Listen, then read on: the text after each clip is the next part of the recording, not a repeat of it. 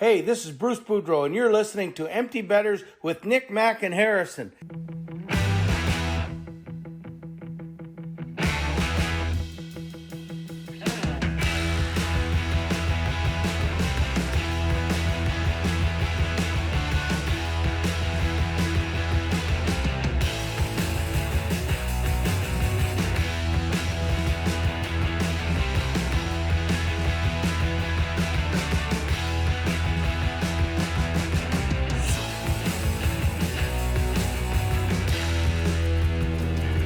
Good morning, everybody, and welcome back to episode 197 of Empty Betters. I'm your host, Harrison Scholes.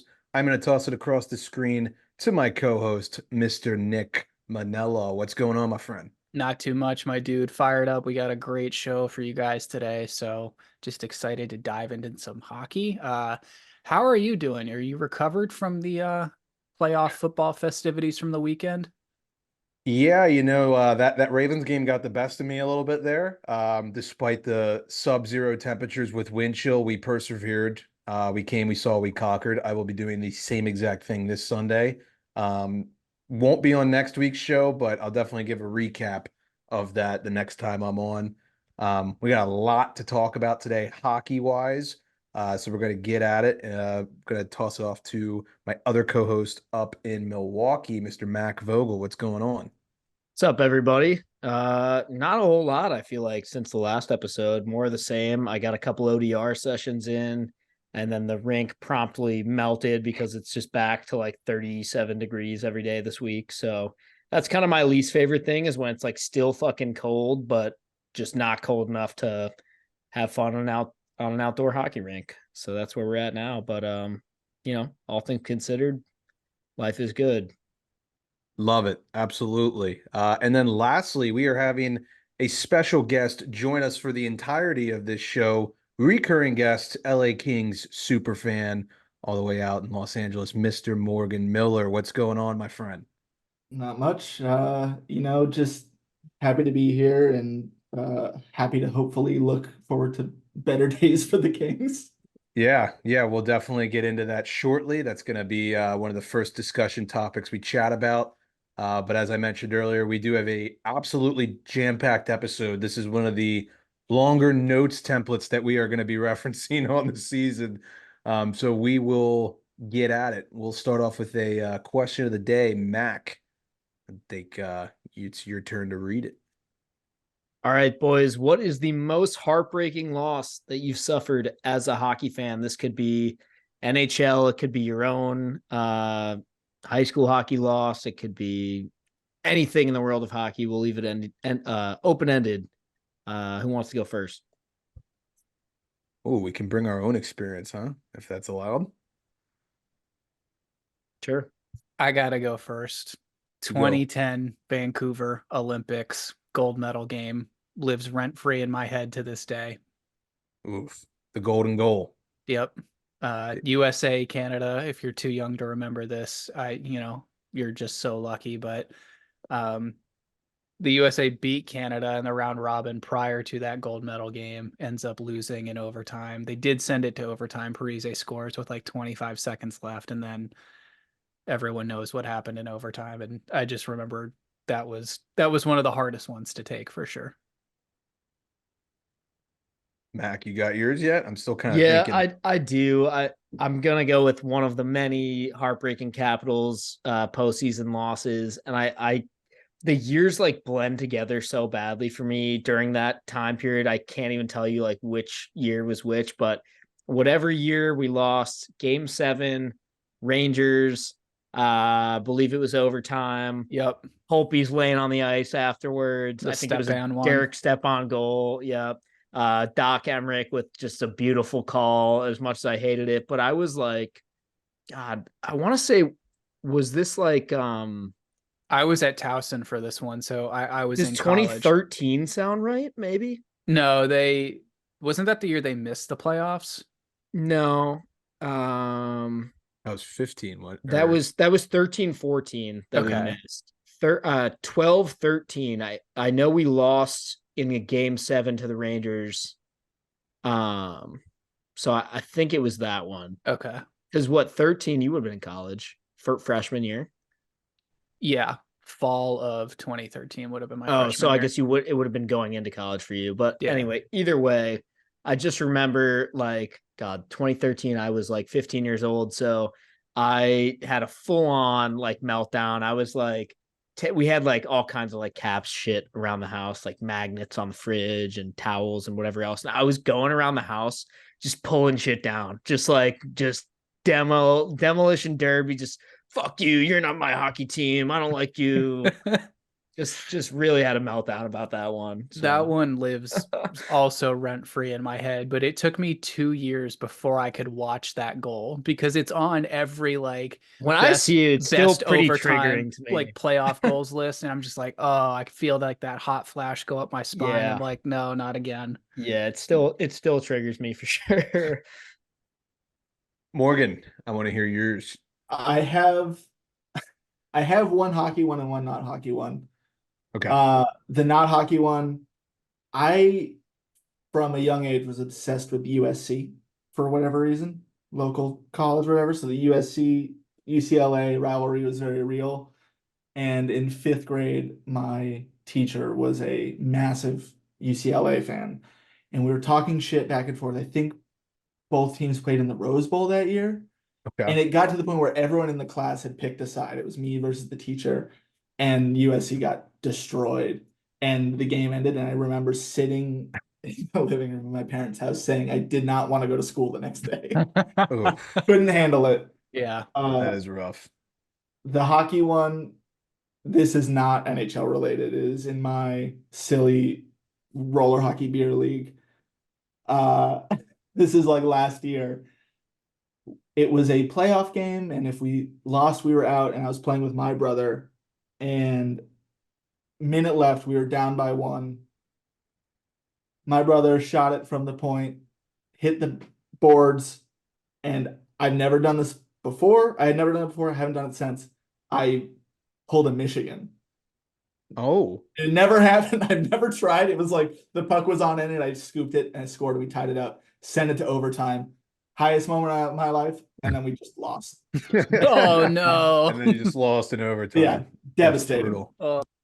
That's brutal. I have two. I'll do a personal one and an NHL one. I'll make it quick. Personal one. I know we've had some of my old teammates on the program way back when in the early days, but definitely for me, if you're from the Baltimore, DC area, you're definitely familiar with the MAPHL. It's the, kind of The Maple. the DC Baltimore kind of clusterfuck division, basically, that merges all the schools. The Beltway Hockey League, baby. There you go. 2014, the Maple finals. My school, Calvert Hall, playing Gonzaga. We ended up losing that game by 1 goal, I believe. I think it was a 2-1 game.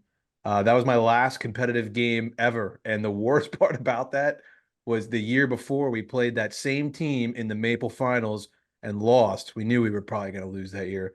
That senior year, we had a really good squad, and we thought we had a 50-50 chance, and obviously came up short. So that one always stings. NHL-wise, couple to pick from, but honestly, the one most recently kind of hurts the most. I'm gonna go ahead.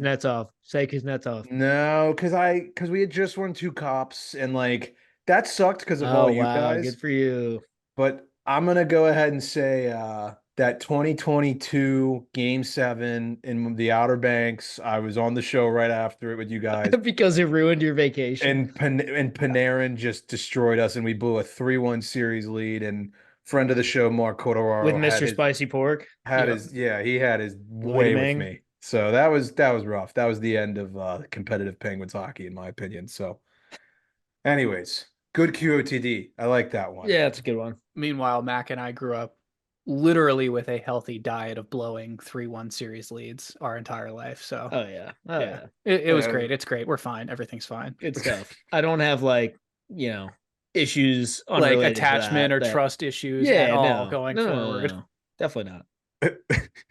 All righty. Well, we are going to hop into the news. We've got a lot of stuff to cover, and we've got our Pacific Division expert over here, Mr. Morgan, who's chomping at the bit to talk some West Coast hockey.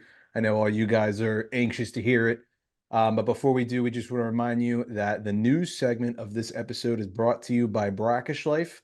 If you are like us and grew up on the water and outdoors, then Brackish Life is perfect for you. They have a wide selection of gear from UV shirts to hoodies and hats. It is Real Bay apparel made by Real Bay people. Head to www.brackish.life today to check them out. A little salty, a little fresh, Brackish Life. I would highly suggest some of their thermal hoodies this time of year, especially if you were intending on tailgating anything at any point in the next 2 months, because if it's anything like these past 2 weeks, it's going to be brutal. All righty, let's hop into some Western Conference news. We'll kick that off with Morgan, and then once we're done that, we'll hop on over to the East. I want to ask you, Mr. Miller, about your LA Kings, and we can chat stats and such afterwards, but just general thoughts on the team right now. Hasn't been so hot as of late. Games haven't even been fun to watch. I've been to most of the home games, and who did they play a couple nights ago?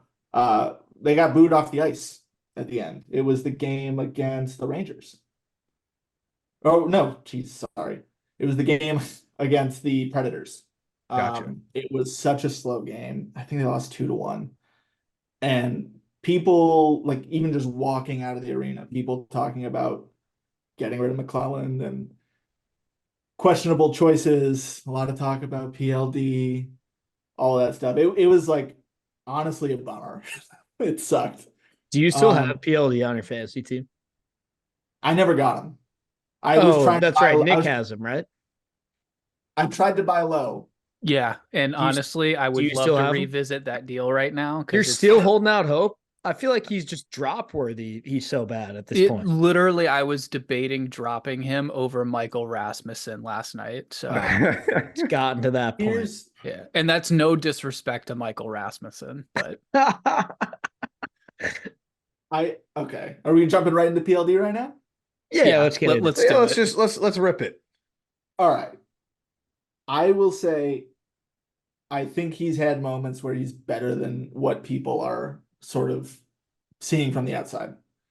Like, actually, to back out just to the Kings as a whole, I still think there's a chance that they're going to go on a 15-game stretch where they rattle off 13 wins. Like, I think that's going to happen before the end of the year, and people are going to be like, oh, wow, this team is good. You watch Fiala with the puck. He's been so good and just hasn't been converting. His shooting percentage is low, all that stuff. I think there have been moments where PLD will he'll drive in with the puck from the wing and he's super powerful and really dominant, and then he'll lose it. Brant Clark last night finally brought him in. He's awesome. Like, just to watch that guy skate and control the puck, every pass is tape to tape. He had like 2 or 3 drives to the net where he's breaking ankles, and then he's full Makar out there. That clip you sent me was pretty sick. It did look like Makar the way dude, his skating is unreal. Doing the little pivot I on the sat up backhand off my couch last night. Yeah. So they have moments. I think Kopitar might be hurt. He was out of practice today. He's also so big and old. He's been great, but like something hasn't looked right. I don't know. They haven't been too hot. I'll say that. And also, we can get into goaltending if you want, or you want to stay on PLD. I would love to talk about the goaltending situation coming from a guy who actually has not one, but both of the Kings goalies on my fantasy team. I dropped Copley before he got injured. I randomly picked up Big Save Dage, otherwise known as Large Stoppage David, on my fantasy team. I grabbed him probably a month ago at this point, and I've just kind of hung on to him because it's kind of been nice having at least for a little while, it was nice having the 1-2 punch of like, no matter what, if the Kings are playing, I have a goalie starting. But now it's kind of like, no matter what, if the Kings are playing, I'm losing points. So I don't really know what to do with that situation. So please enlighten me. What's going on between the pipes in LA? Well, it's really shocking that Cam Talbot isn't the savior that we all thought he would be at 48 years old or whatever. Like, I mean, 48. good all-star. Glad we're sending him to Toronto. Also, Trevor Moore has 21 goals, tearing it up, and they're like, Cam Talbot, he's pretty good. It's It's so like an old true. Yeller situation. It's Yeah. like a Make-A-Wish thing where they're like, you Yeah. know, let him have his thing. They Take him just out bought behind the him barn. they bought him a one-way ticket. They didn't get him a return flight to come back. Yeah, look, Talbot, he's had certain games where I'm like, holy shit, that's Cam Talbot. And I mean, I don't know. Copley, he was straight up bad when he was in, which is shocking because he like kind of stabilized the season for them last year. I don't even know what to say. They have to get someone before the deadline. They will. I don't know who that is, and don't say Elvis. What? Well, I don't actually. Never mind. I was going to throw a name out there that was going to potentially make you emotional, but I don't think that team would part with that goalie with how he's Quick? played this year. Yeah, he's played well. Yeah, but he hates. Did you see all the drama with him and the video they showed? When Oh yeah, no. you guys I were saw- at that game. You and my sister were at Yeah. that game. Yeah, I mean, well, I What will was the say- vibe like in the stadium? So for those you don't know, Jonathan Quick plays for the Rangers, was back. The Rangers played in LA recently, and they had like a tribute video on the screen, that kind of thing. Yeah, I mean, normally if it's someone coming back, they'll just do the like announcement, hey, welcome back, whoever. They brought the lights down during the first TV timeout, did this whole long video interviews from Kopitar and Brown and Doughty and all these people who've been around the team. And it was awesome. Like, look, I have not really been a Quick guy. I understand he is a big reason that the Kings have won 2 cups, but when people, he was bad and they traded him and people got mad at the Kings for that. No, it's about the team in front of you. So yeah, he goes to Vegas. They play differently.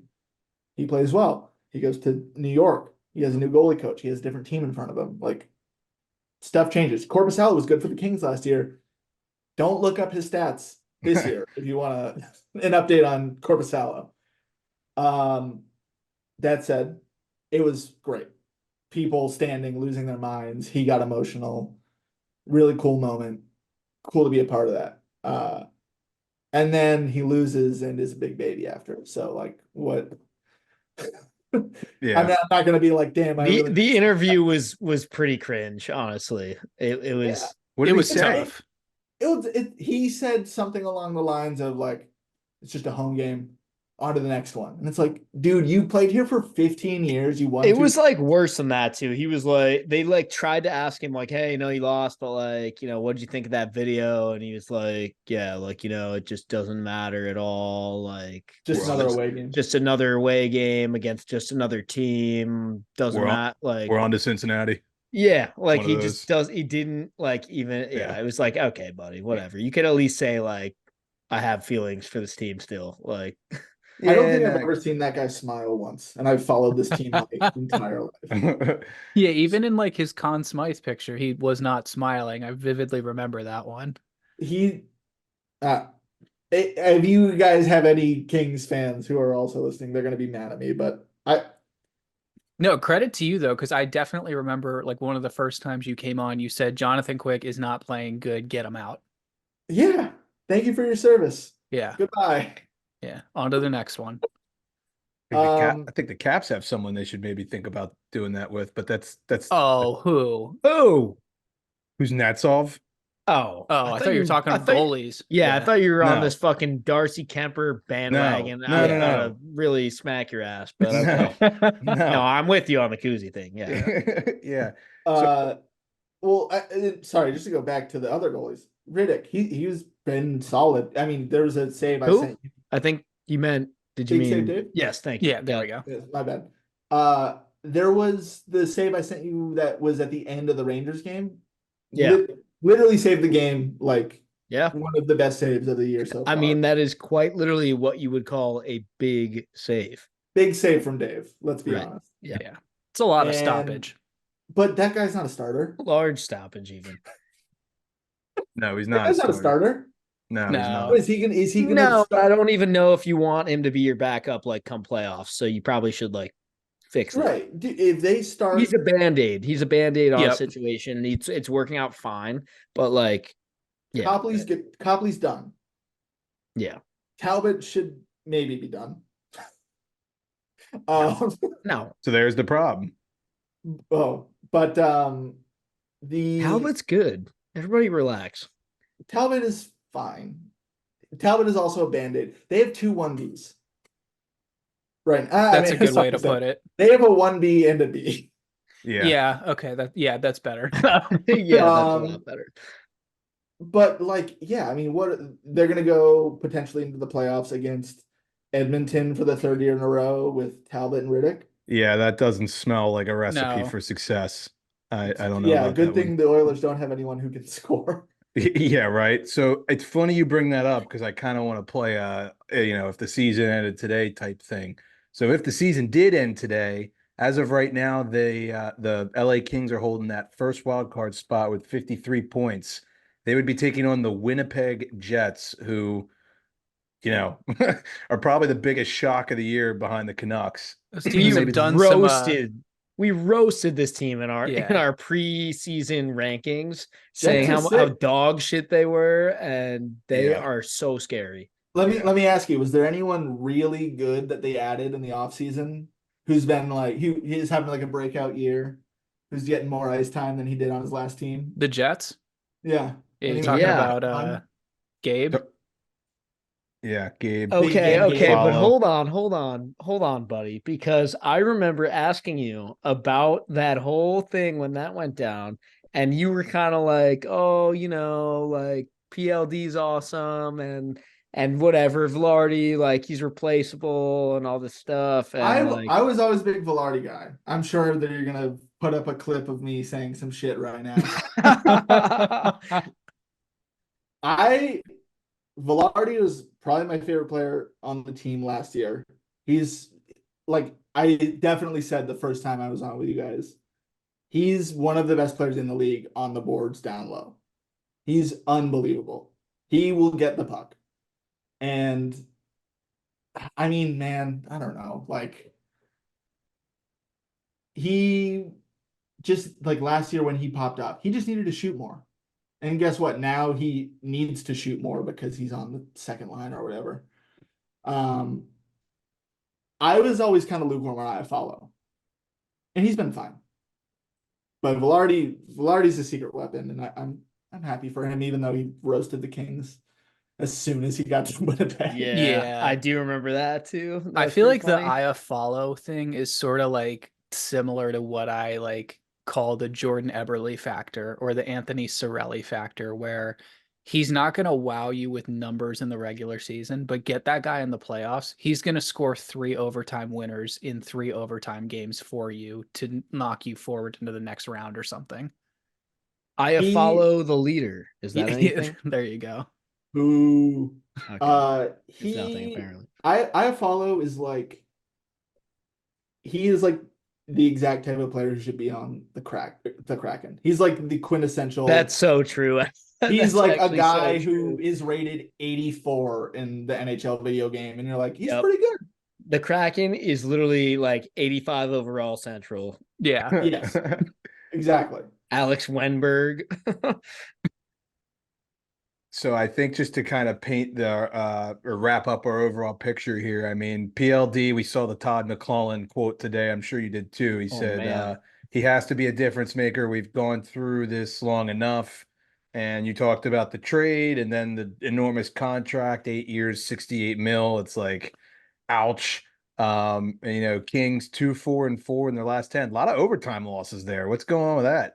Last night really pissed me off, by the way, because again, I have Big Save Dave on my fantasy team, and I really needed those points. So, And they lost to the Sharks in a sucked. shootout. They sure did. I can't defend that. Yeah, no, I know. I just kind of wanted That to game see your sucked. reaction. Although I watched the whole thing, and I don't remember if it was the second or the third. I think it was the second period. They went down 2-0 and it was like, uh-oh. And they came out so hot to start the next period. And I was like, oh, this is like the team from the first 15 games or whatever. They did. I agree with you. I was watching the game too, and they looked hot. When They they're looked on, pissed off. Yeah. dude, I mean, the first 20 games of the season, Yeah. best team in the league, straight up. Yeah. And they haven't changed much. I mean, Arvidsson should be coming back soon. Maybe that'll shake things up. All right. Yeah, So is there a timeline on that? Are we looking at like weeks? He, Or are we he just talking started, like probably another couple weeks. He just started skating again, I know. maybe end of February to play it safe? Yeah, I think the initial projection was like after the All-Star break. So Okay. maybe. So last thing to put a book on this, and then we should probably talk about like the other 31 teams in the NHL a little bit. But what do you think about the coach situation? Like, are you a McClellan guy, or you don't care, or you don't think that's a problem? I think he's fine. I'm not. I don't think he should be fired. I think there's definitely some questionable decisions. There was one game. This is not that recent. It's probably a week or two ago, where I sent it to you just to get the exact numbers. Jared Anderson Dolan, a guy you've all three definitely heard of. Yep. He had more 5-on-5 ice time than Byfield and Dubois in a game a couple weeks, like last week or two. What I get the Dubois thing. If you're gonna bench him, sure. He's gonna be a little baby, whatever. Byfield is fantastic. It's look good. He's so fun to watch. He In the took past like 2 two games, huge back- steps forward this year. Dude, he's so good. And they put him back in starting in that Rangers game. You know, he was on the line with Kopitar and Kempe. Now he's centering a line of other young guys, I think with Jared Anderson Dolan and Alex Laferriere, who has also been fun as hell, if you care about that guy. I love that guy's just like the Alternate reality of like the alternate reality of Alexis Lafreniere, The AI Alex version. Laferriere. It's Exactly. so stupid. But there's no excuse to not be playing Byfield. That he's a workhorse. He like makes a difference every time he's out there. He's not hurt. Like, how are you going to justify playing a line that has Trevor Lewis for some reason more than Quentin Byfield? Right. I'll stop my ranting on the Kings. I just wanted to make sure I talked about how good Byfield is because For sure. he's multiple times a game he'll have a shift where I go, wow, that guy is Yeah. on the level. Him, our buddy Brandon Sawyer, B Saul Bets. He'll definitely agree with me when he hears this because he's been on Twitter betting this guy to score every night. But Trevor Moore too. I think you just said he had 21 goals.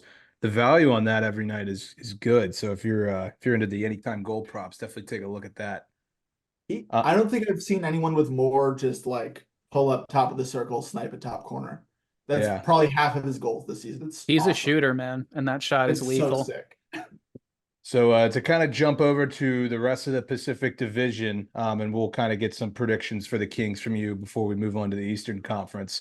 We've got the Oilers right now who are on a just historic heater, for lack of a better term, 13-game win streak.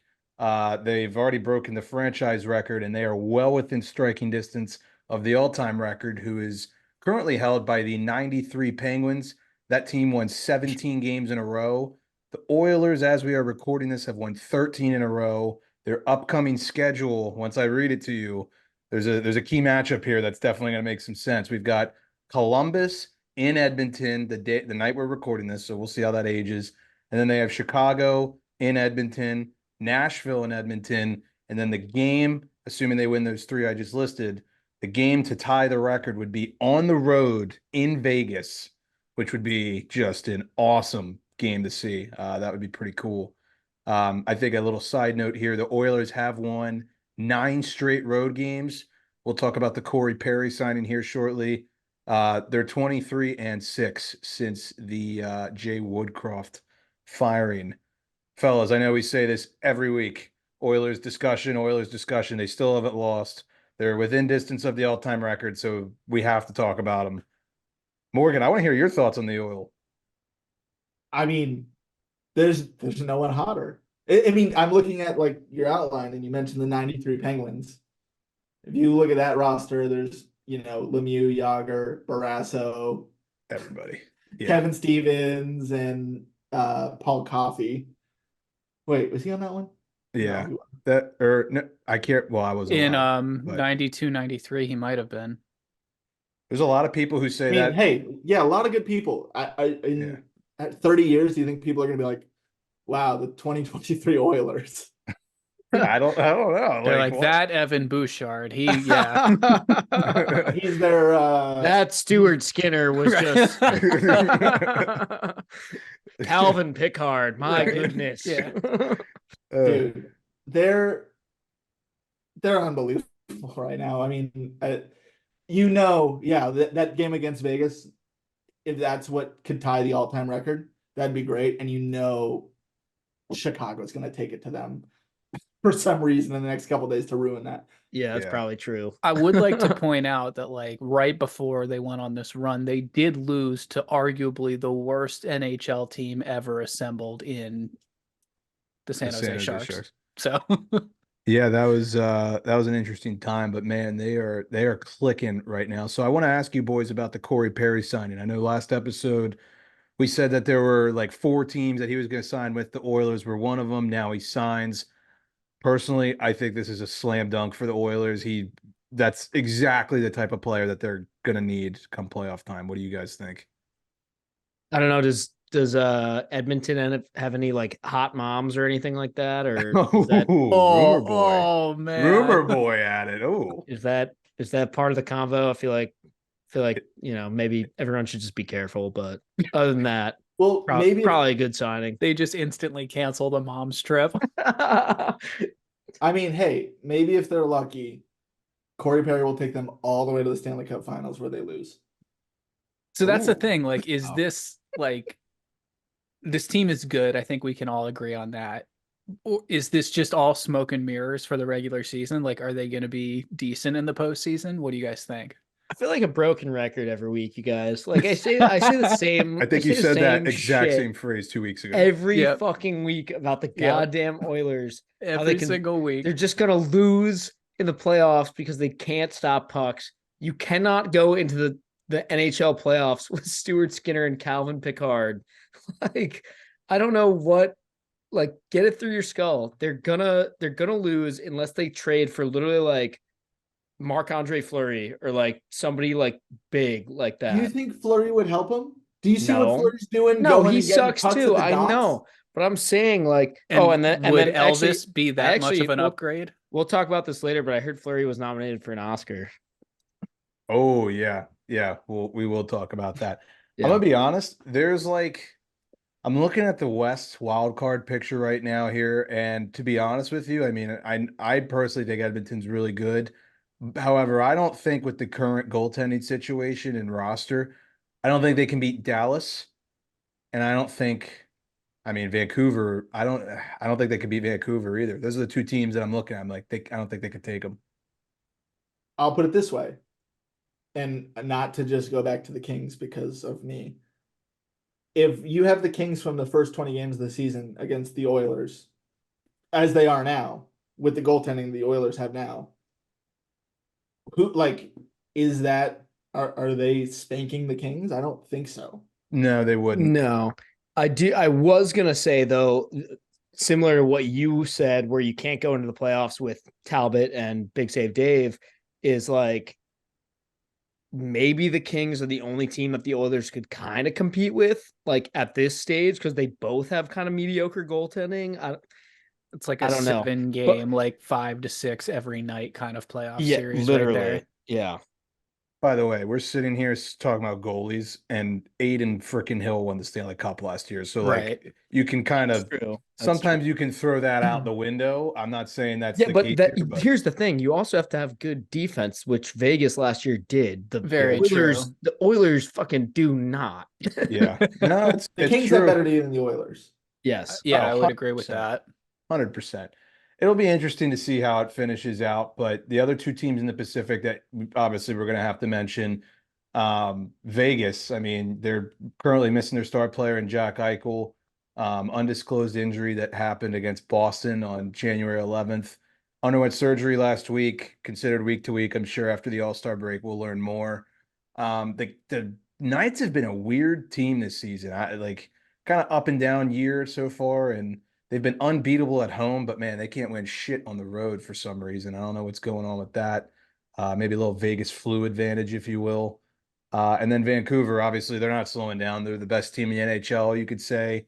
And they're hot too. They're 8-1-1 in their last 10 on a 3-game win streak. And they're a lot deeper than I think people thought. We all knew they had top end talent, but fuck, man, I said this the second it happened, and I knew it was going to happen.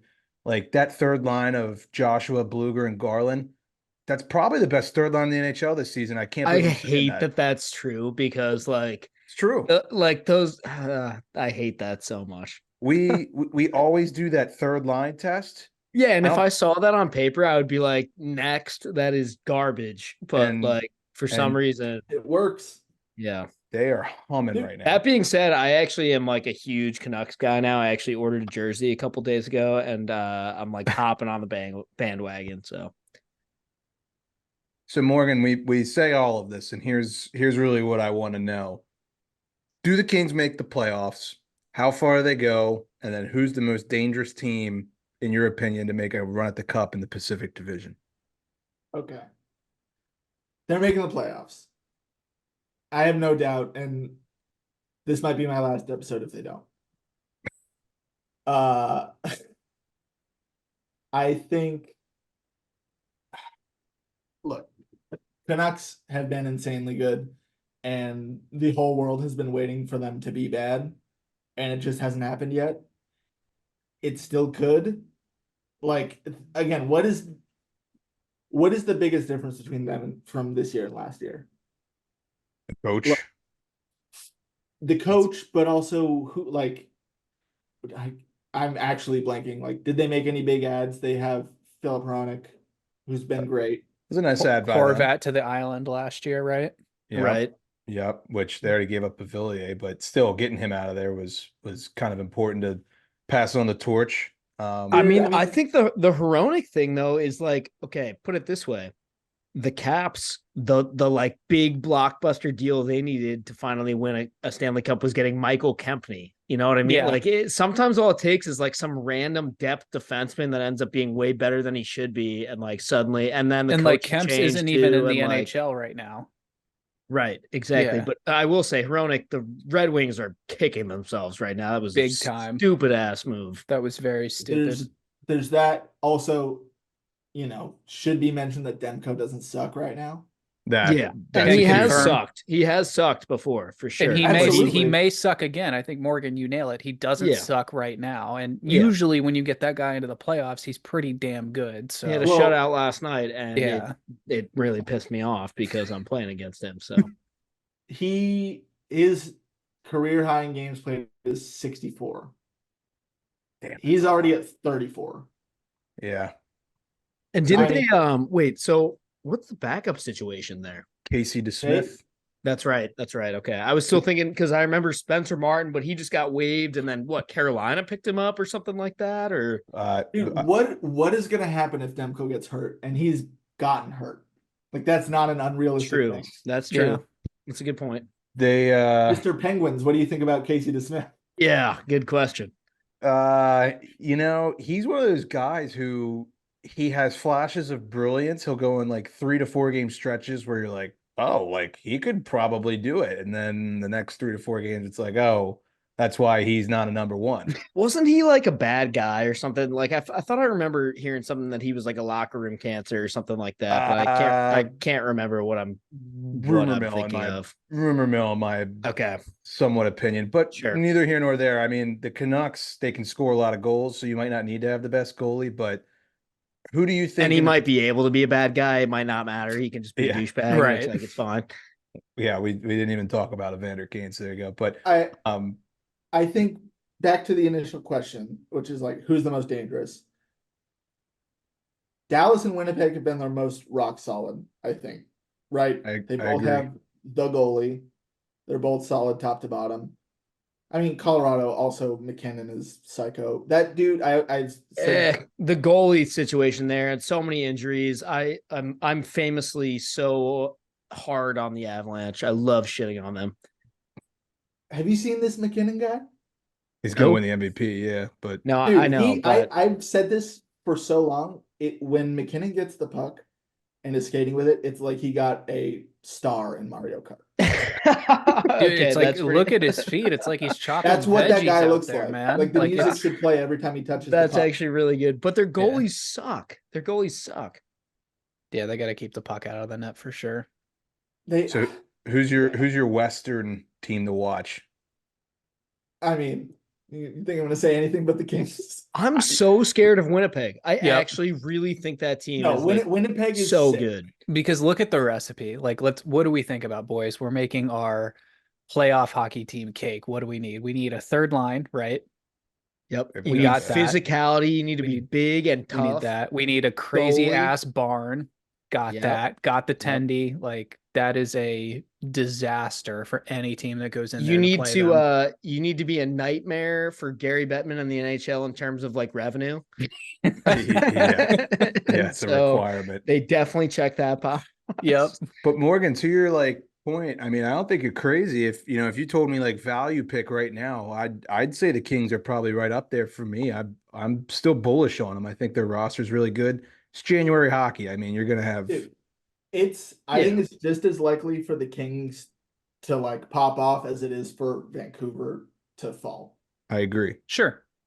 I Like- agree And I with think that. that right now the Kings are a good hockey team that's just not playing well.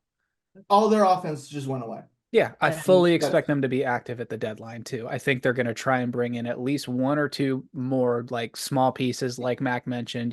Maybe it's that depth defenseman, maybe it's a depth, bottom six center or something like that, just to cover their bases for the postseason. Yeah, I mean they need to play Spence and Clark more. I mean that was Clark's like fifth game this season last night, fourth or fifth, but Yeah. they'll figure it out. I mean, I'm looking at the Jets roster right now, dude. Nick Ehlers, he still is only playing 16 minutes a game. Do they still have Axel Janssen Fjallby? Yes, Is he He's like like actually game or what? is he actually like playing minutes for them, or he's just like getting scratched every night or something? He is averaging 8 minutes and 12 seconds a game. Interesting. I think it's mainly fourth Over. line minutes. Yeah. Over. But just to wrap up a couple housekeeping things in the West, and we'll move on to the East. Jared Spurgeon of the Wild, he's undergoing season-ending surgery. And then for the Sharks, they this is the only thing we can really talk about for them. They're retiring Jumbo Joe's number 19 sometime next season. Be on the lookout for that. Yeah, pretty cool stuff for them, I guess. You guys want to go to that, or Down. That'd be a sweet game. I've never been to Morgan. Have you ever been to the Tank? I have not, but I want to go to the Tank Tank. is fun. Tank is a sick arena. I went to a bunch of games when I lived out there. It's like, how like most arenas are like, you've got your 100s, 200s, club level, 400s. Yeah. Theirs is just ones and twos. So like both sections are huge. They just feel Okay. massive. That's oh, cool. that's why their like press box is so high and the camera angle Yes. sucks. Yep. Oh. Big time. Interesting. That and like, talk about the entrance with the shark head. You can't beat that. Yeah. I did Alright, just we're go going. to a Predators game and got to see them skate through the Saber-tooth Tigers. Nice. But they kind of stole that, right? Absolutely. Was it cool? How did you like the rink? Real Yeah, quick. it was sick. Yep. I trip out because I'm so used to the where the Kings play that like the Bridgestone feels so small compared to Staples Center. Crypto.com. Crypto, Crypto.com. whatever you want to call it. Yeah. Sure. All right. Last thing on the Kings, maybe this will be a nice little bright spot for you, Morgan. But if you organize this by remaining schedule and win percentage, the Kings have the fourth easiest schedule remaining in the league. Let's go. That's all we needed. Yeah. So you guys might be on the up and up here, but We also lost to the Sharks last night. there you go. So it means nothing, right? We're going to move on to the Eastern Conference, though. We've got some big news out of Long Island, a place near and dear to our hearts. The New York Islanders hire Patrick Waugh, replace Lane Lambert as the head coach. Per Elliot Friedman, Lou was quoted as saying Patrick Waugh was the only person I was interested in. That's why he's here today. Just to kind of give you guys a refresher, Patrick Waugh did coach his old former club, the Avalanche, from 2014 to 2016. Didn't Yeah, it not go well? It did well, not go well. I don't know if I'd say that. He won a Jack Adams. He led the team to Yeah. a 112-point season. He won the division. He tied the franchise record in wins. But then the next season, But what happened in that season? They got bounced in the first round in 7 games to they Mini. did. Yeah. They lost. That Nino Niederreiter OT goal is always enough. famous there. But still, he had a solid campaign. I Okay. think there was some friction between him and ownership in terms of who had what duties the second year and all He that. is kind of a, if I'm not mistaken, he's kind of like a hard ass, right? Like he's a kind complete of mental case. He's a Yeah. lunatic. So I mean, he's a goalie, so Right. his Psycho. first Yeah. his first game behind the bench for the Avs. I don't know if you guys remember this. It was his first game coaching. The Avs played the Ducks, and there was some like scuffle at center ice between it was either Getzlav or Kessler, one of those two guys. And he tried to fight Bruce Boudreau through the glass. I don't know if you remember that. It was Yep. his first. Yeah. That's what I first game. remember most about that season is not him winning the Jack I just Adams. I guess I having just those remember points. him being like a total loose cannon and being like, "What the fuck? Like Yes, this guy is crazy."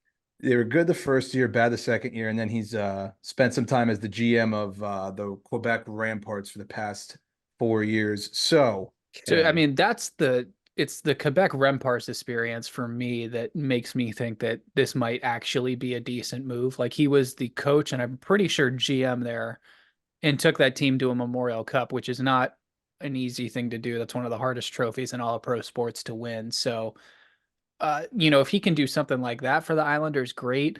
My initial reaction is what I texted the two of you.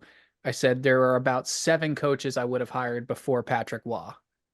My thing is just like, I don't really understand the random firing of Lane Lambert, but also let me preface that by saying I kind of just don't understand why the fuck Lane Lambert has been the coach of that team for so long anyway. Let's back up in the Islanders like little lore for a second here. They've got they've got Barry Trotz coaching them right after the Caps win the cup.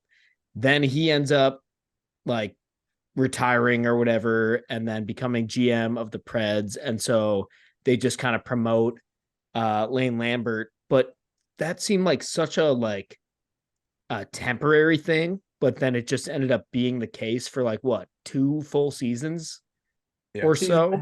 2 or 3, I can't remember. And I don't know. It seems like a really random time to decide that that's no longer what they're going to do. Like, it's not like they're bombing, but also I don't think changing their coach is going to make them make the playoffs either. It just seems like a really random time to be like, oh, it's a panic God. move. It just seems like they're throwing darts at the board and they're like, fuck, it's a panic move. Let's be real. Yeah. We don't want to fall too far in these Eastern standings to get so far behind everyone else that But they're kidding themselves. You're not doing shit this year, no matter what. I don't care. That team isn't doing shit. Even if they find a way to sneak into the playoffs, nothing is happening with the New York Islanders this year.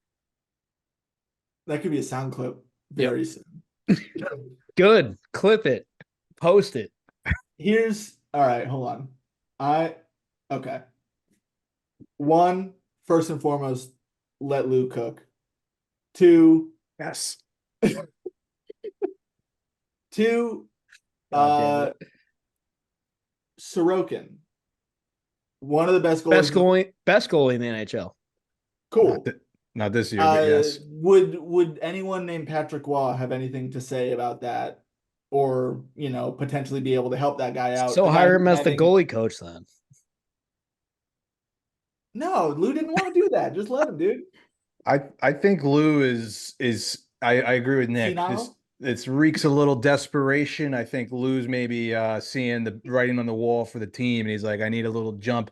And listen, I think Patrick Waugh is one of those coaches where the shelf life is not probably going to be that long, as we've seen in Colorado, but for 48 games, he can probably kick the shit out of them and squeeze every drop of lemon juice out of a lemon there. I mean, I don't know. My thing is like why not Dean Evison? Like you chose Yeah. Patrick Waugh over Dean I would have Evison. loved that move. I would Or have loved Berube. that move. Yeah, Berube would have been great on the island. Oh my God. Can I say one more thing about Lane about Lane Lambert? Yes. And this is coming from a guy. Obviously, Lane was on the coaching personnel for the Caps for a long time, but him being him being the head coach of the Islanders for as long as he was is kind of like you walk downstairs, you own a couple of cats, right?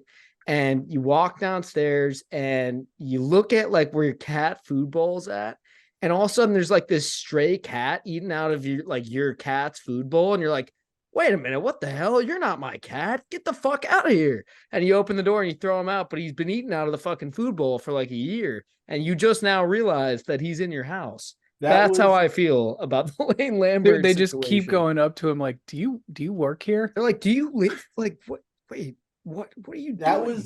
That was also Jeff Blashill in Detroit for like 5 years. Oh, yeah, my that's a good one God. for sure. People forget. That's a great comparison, but I don't know. I don't think the Island. It's hard to say, man, because no one ever thinks they'll be good, and they went to like 2 Eastern Conference Finals in a row or something like a couple years ago. I don't think they'll, Mickey make Mouse, but playoffs. yeah. Here, Big time.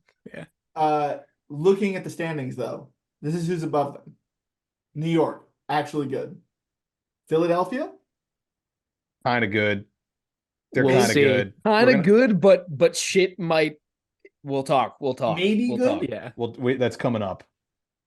Hurricanes usually actually good. They're good. Yeah, but never gonna do anything. Fake Yeah. good, smoke and mirrors.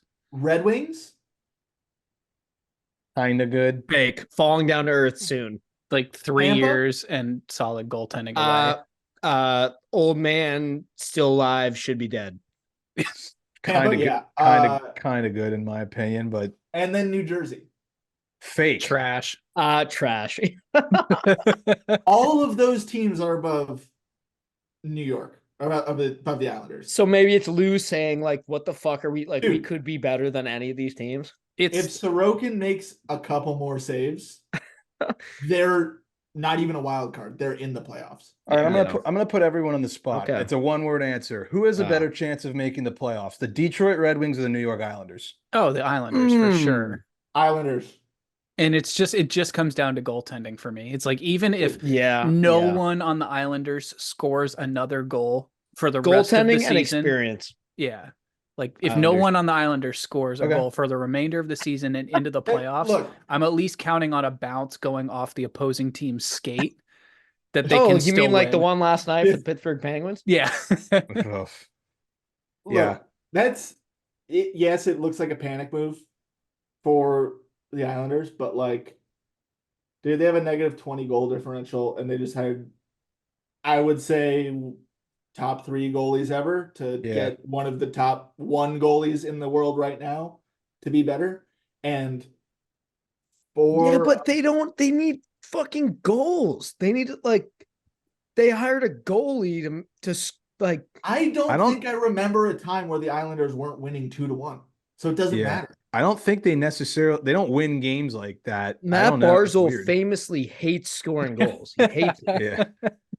It'll be an interesting finish on Long Island. I'm sure that'll be the case. I'd love to hear our fans' comments, whether this is on a YouTube video or not. Of What's funny is today we were gonna have a more of an Islanders chat.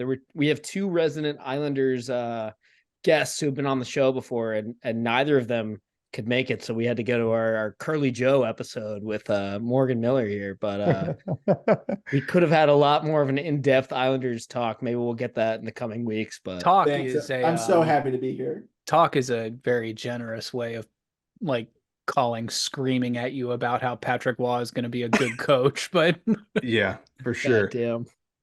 Real quick, want to give a shout out to fellow former guest of the podcast, to Heat Daddy. He actually broke the news that Tyler Ennis officially retired, which was fucking hysterical, seeing professional TSN reporters show Quoting, Heat Daddy as citing the, Heat Daddy. as the source. And then people are like, oh, they click on his profile, like, this is not what I thought it was. So want to give him a shout out because that was pretty funny.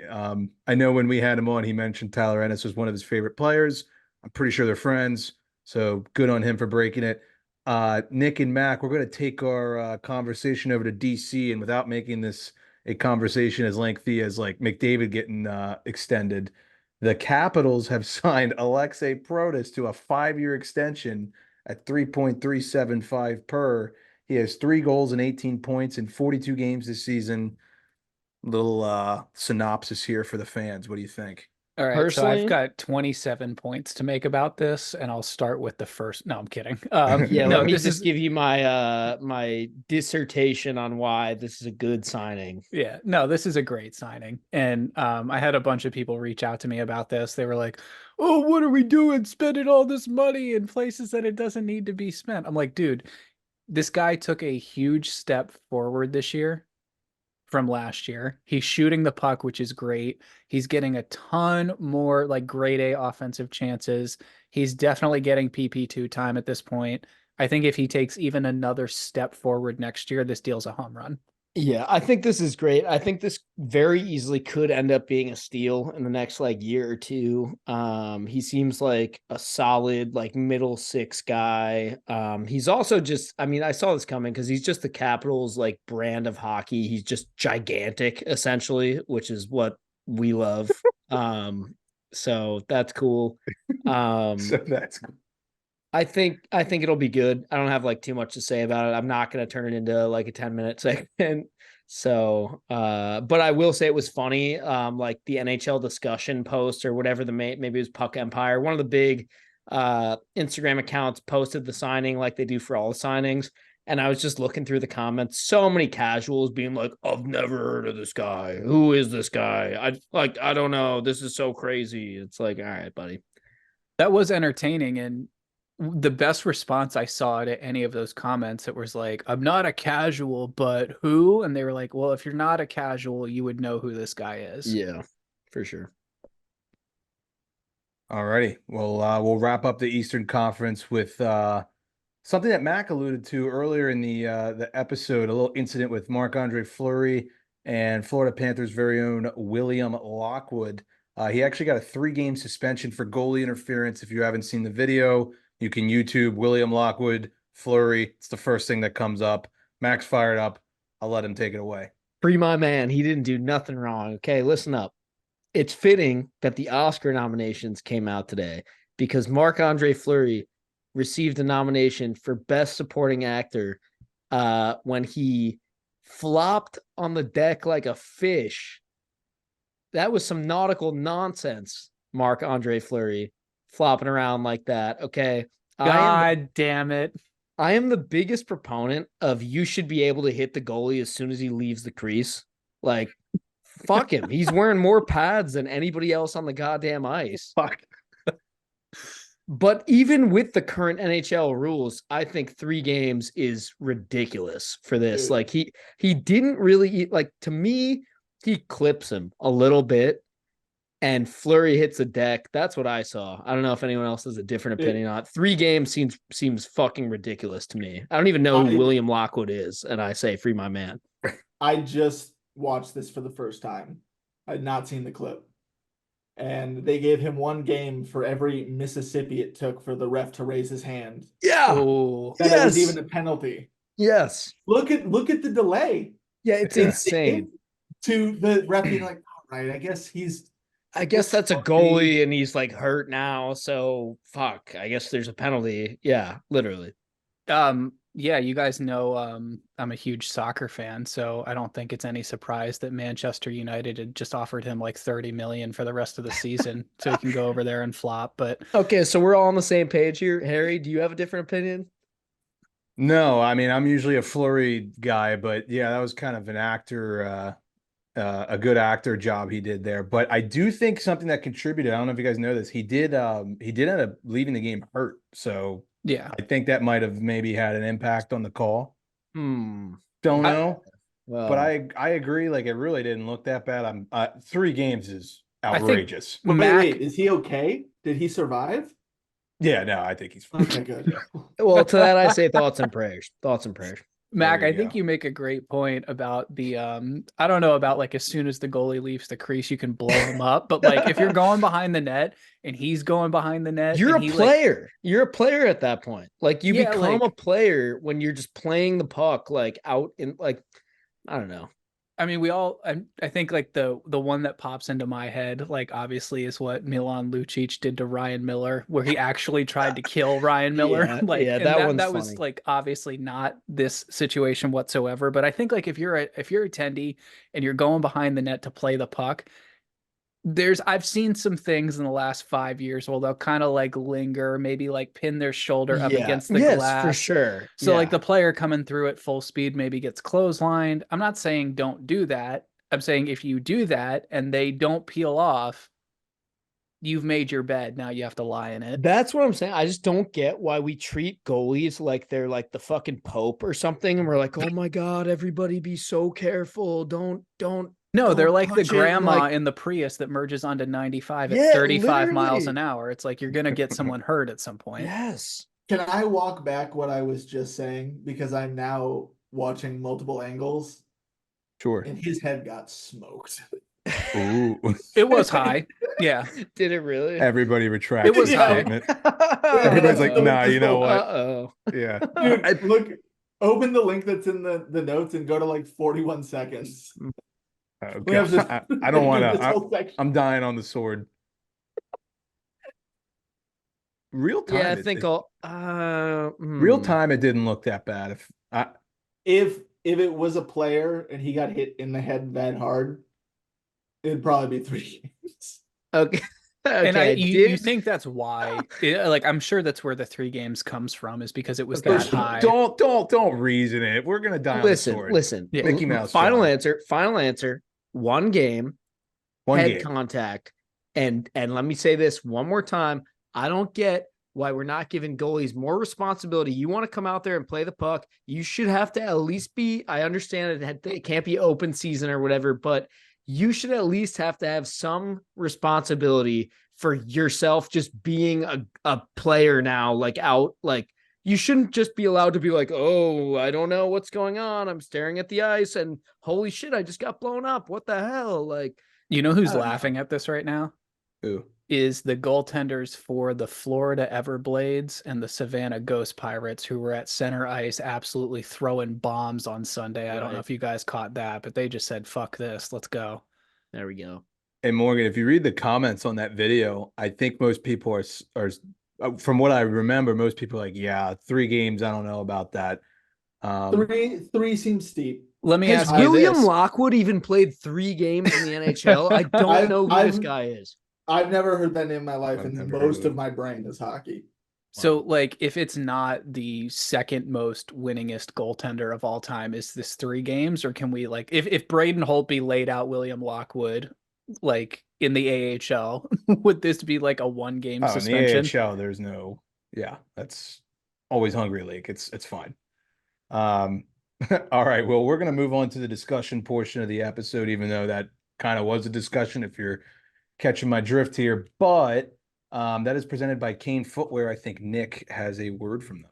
That's right. I know Flower, he might need those canes right about now. He's probably recovering from that hard hit he took. So be sure to head to the link in our bio today to get a pair of the most comfortable shoes you will ever own. Kane Footwear is changing the game by providing you with a unique shoe focused on recovery while being made from sustainable materials. Their Kane Revive is made with bounce back foam, made with Brazilian sugarcane, a renewable resource. Sugarcane helps reduce greenhouse gases by capturing CO2 as it grows. Head to the link in our bio today, like I said, to get a pair of the most comfortable shoes you will ever own. All righty. Well, our discussion segment is going to be about the Philadelphia Flyers, a team that we all know so well and that we all like here so much, as you all very well know. If you're not catching my sarcasm, then I apologize. But the Flyers have been probably the best Cinderella story of the season so far. I don't think anybody thought they would be doing anything. They're currently sitting in second place in the Metro, 4 points behind the Rangers for first place. Some news just came over like an hour before we started recording, but Carter Hart all of a sudden has taken an indefinite leave of absence, citing personal reasons, and the club will have no further comment on this at this time. Currently, he is 12, 9, and 3 on the season with a 2.8 GAA and a 906 save percentage. It's going to be a hefty workload for backup Samuel Urson, who's had a decent season so far. Started off slow, but picked it up lately. Konechny leading the way for the Flyers, as I think we all knew he would. Sanheim having an unreal breakout season, making that contract look like it might actually be worth it. And they've had, an average season on home ice this year, but they've been one of the best road teams in the league, 6th best road record in the NHL this year. Boys, I feel like we've had this discussion once back in November because there's that stat, like if you're in the playoffs as of Thanksgiving, 80% of the time you get in. Now we're at the All-Star break. They're kind of fighting for the division lead. Is this team for real? I mean, obviously, we've got some goaltending concerns to address here, and we've said that that's the problem for, I think, like the Oilers and the Kings that we've talked about at length beforehand. Yeah, I think this team has proved that, they are a playoff team, and I don't want any part of this team. If the Caps got into the playoffs tomorrow and had to play them, I would be real unhappy about it. It does for me, though, come down to this goaltending situation. This question mark of what's going on with Carter Hart is a big one. I will say it feels like what you said, Harry, we've been waiting for something to kind of drop for a while now. And the last couple episodes, I've been big on like, holy shit, I don't think anything's going to drop. I think the Flyers are for real. They're just going to make the playoffs. They're actually a good team. This could be the thing because, I mean, John Tortorella can only bribe his players to block shots so much. If you've got Samuel Ersson and Cal Peterson in net night after night, you're going to have to up the shot blocking total even higher than it probably already is. I mean, it feels like a situation where they're going to end up with John Tortorella telling Nick Seeler he's got to suit up and hop in goal at this point. Morgan, you got any thoughts on what their future might be with former King Cal Peterson in between the pipes? Well, not great. I was just looking at Urson and Hart's stats, and they have the same amount of wins and almost exactly the same save percentage. So, like, I don't think it's that big of a step down to Urson. He's just gonna have to carry more of the load. I don't even know who would be farther down on the depth chart than Cal Peterson. I think that's a team that needs to go after Elvis or any B level goalie who's out Markstrom. there. I mean, that would be huge if they could somehow land him. But they don't really have much to give up. I mean, they also just gave up their big prospect. So, Right. Yeah, that would be I mean, interesting. I think if they can bring in another goalie, that's a playoff team. I mean, again, like at this point, so many points have been banked that like it's going to be tough not to fall on the standings and for anyone to catch up. they would have to fall really hard for sure. Yeah. I think Right. that, they gave up their biggest, probably, blue chip prospect in Cutter Gauthier in that Drysdale trade. I think they do have young pieces to work with, though. You bring in Drysdale. What are you doing with Cam York? Do you really want to hang on to that? I don't know. I wouldn't.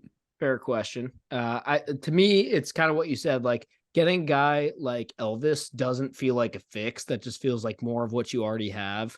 It's like the Flex Seal commercial where he sticks the piece of like tape over like the leak, and it's like this will hold for 6 to 8 hours. Yeah, exactly. No, I think Markstrom, that's the kind of thing where it's like, no, this could actually like take you from like a decent team to like a very good team. Elvis, I don't think that's much better than Ersan or Cal Peterson, honestly. It's better than Cal Peterson. Okay, fine. I'll give you that. I would definitely agree with you guys. I do think I need to give one shout out to a guy who has been very good on my fantasy team, and he's been really good to the anytime goal prop bettors. Joel Farabee, 39 points through 47 games this year. He's got 17 tucks, having a pretty good campaign. And that Travis Sanheim stat that I mentioned earlier, I mean, he got a lot of shit when he signed that big deal 2 seasons ago, and all of a sudden he's logging a ton of ice time, 20th best ice time per game in the NHL. He's also leading the team in assists with 22, so he's looked really good for them. They're definitely a playoff team. I don't know if they're an actual threat.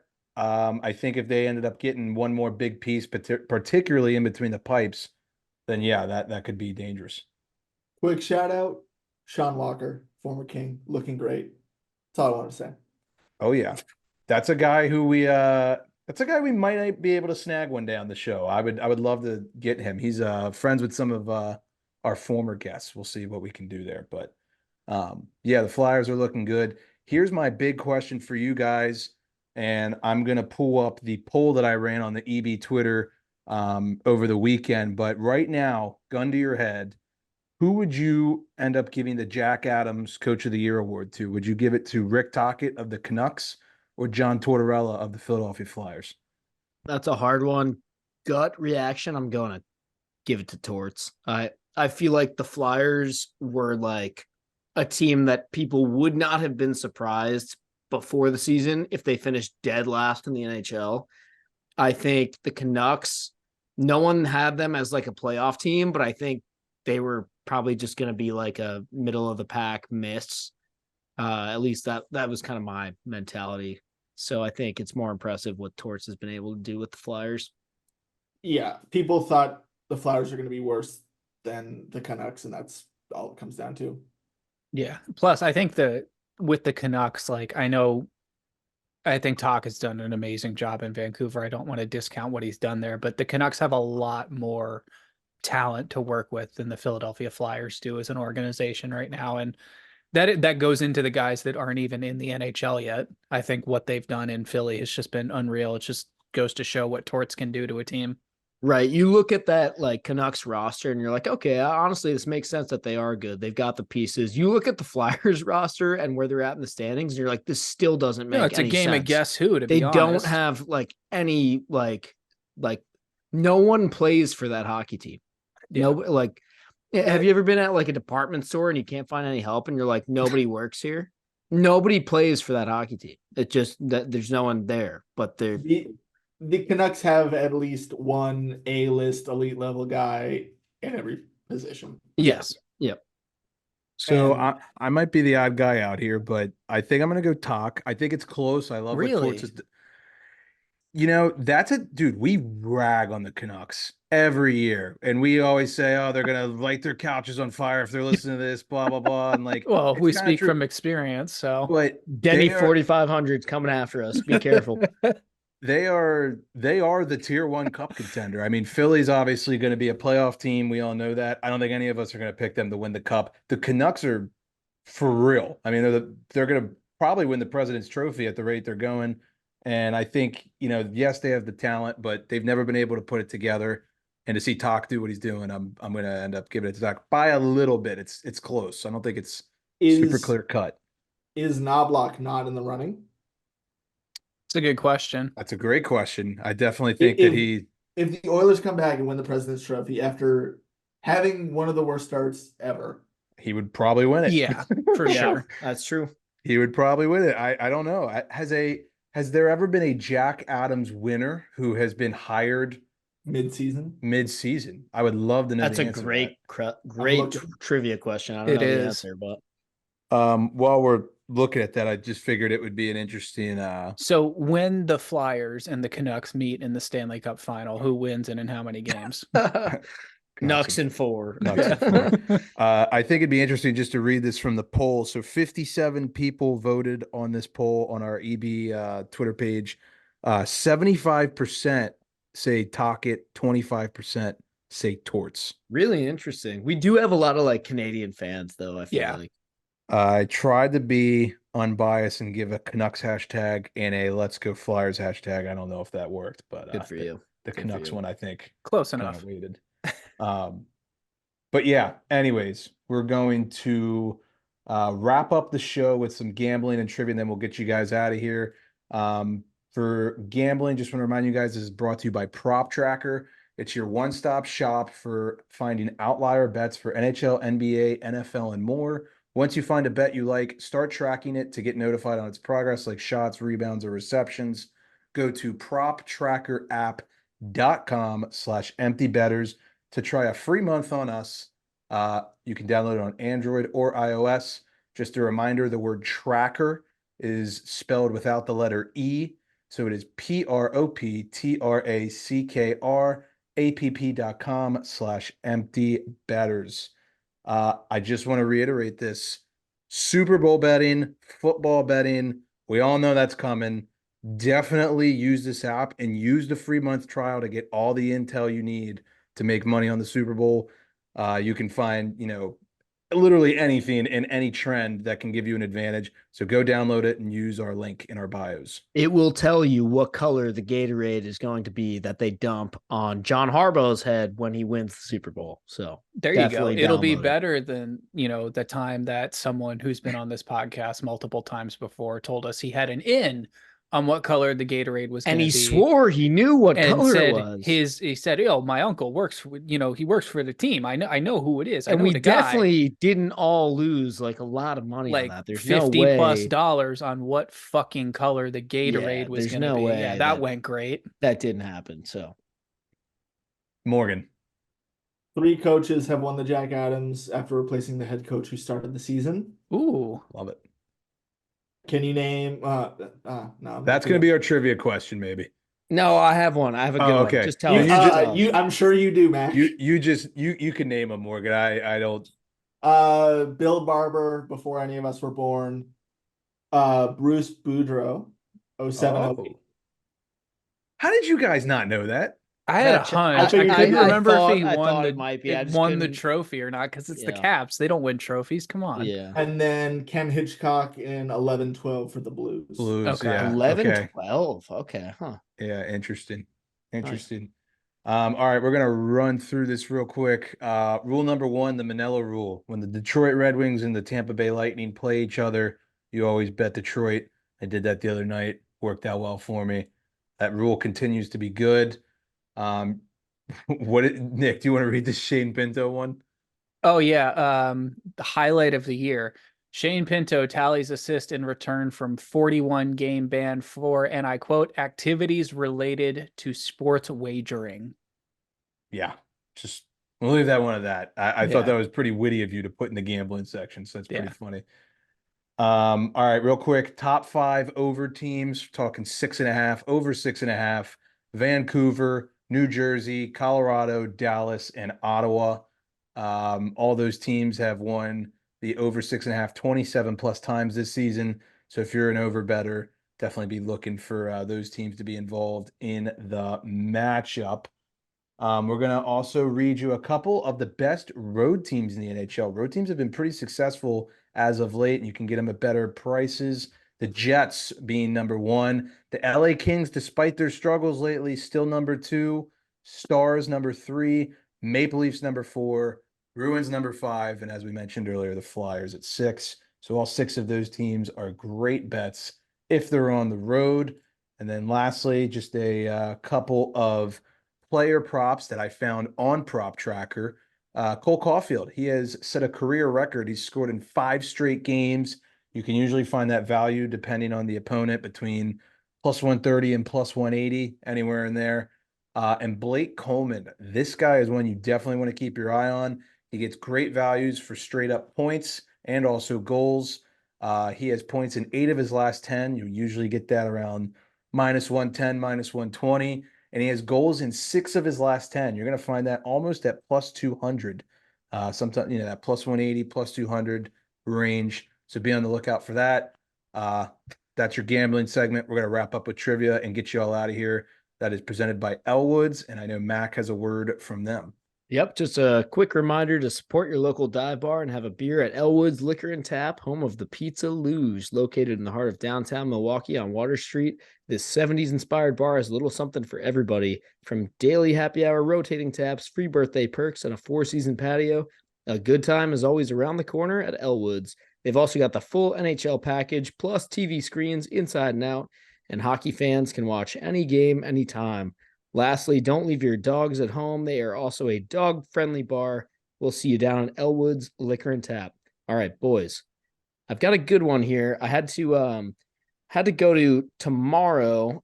Today, as we're recording, it's Tuesday, January 23rd. Not a lot to work with, in my opinion, for that day in hockey history. So we're gonna go to Wednesday, January 24th, which is the day that many of you are listening to this episode. So it works out.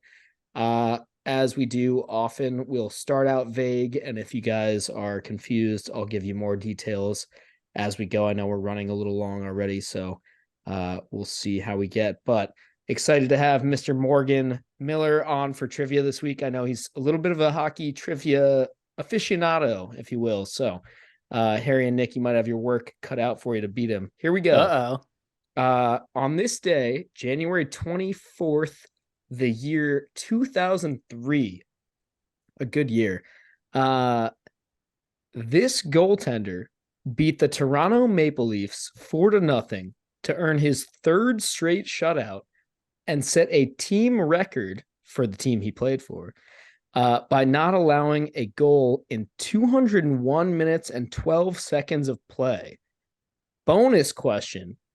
This player for that same team factored into every goal by scoring 2 goals and assisting on the other 2 in that 4-0 beating against the Toronto Maple Leafs. So obviously the first detail I'll give you is what team these guys played for. But first, just think 2003 dominant goaltender, a player on his team that was also pretty prominent in this era. Does anything come to mind initially, or do we need more info? I think I have it. No way. Is Shoot. this the infamous Brian Boucher shutout streak? No, it's not. Oh, Ooh, okay. I it like might that. be early for that.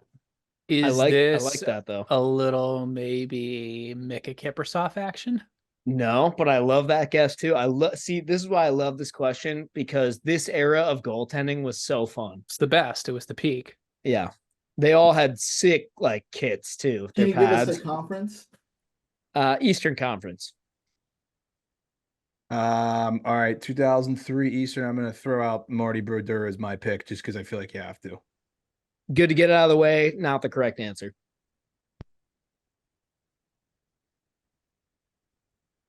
I would say more. We can go in order: Morgan, then Nick, then me. Hashik? Nope. I like it. I like it. I like the energy. Next. Patrick Lalime for the Ottawa Senators. Oh my goodness. I love the energy. Wrong. Oh, damn it. He had Marvin Martian on the mask. Come on, like. I believe Roberto Luongo was a rookie that year.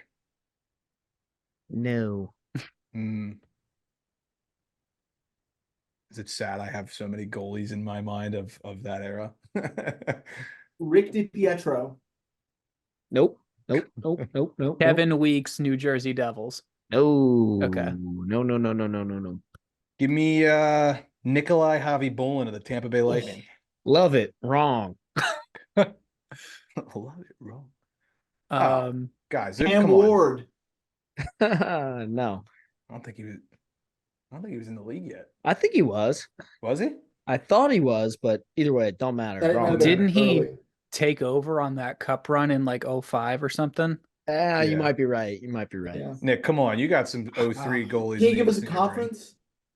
I gave See, you like confidence. all of East my or East? all of my 03 goalies are like West. I want to say Zhiggy. I want to say Nabokov. I want to say my Right. boy Steve Shields right here, but I can't. Nah, this guy is a legend. And I've got one in my it's brain. not Curtis Joseph, is it? no. Okay. What not about Cujo? Jose Theodore? No. Fuck. Sorry, I got a barking dog. How is no You guys Nick, could try guessing the player. I mean, that might be harder, but they played for the same team. So if you get the player, you'll probably figure out what team. Is it a at Canadian least. team? No. And this Okay. happened against the Leafs, correct? Yes, against Okay. the And Leafs, Eastern Conference team, January 24th, 2003. They beat the Leafs 4-0. They are an Eastern Conference non-Canadian NHL team. And someone guessed the former guest of our show. goalie Please. and a forward played for this team. And the goalie had the shutout streak. The player Is he an had- EB alum?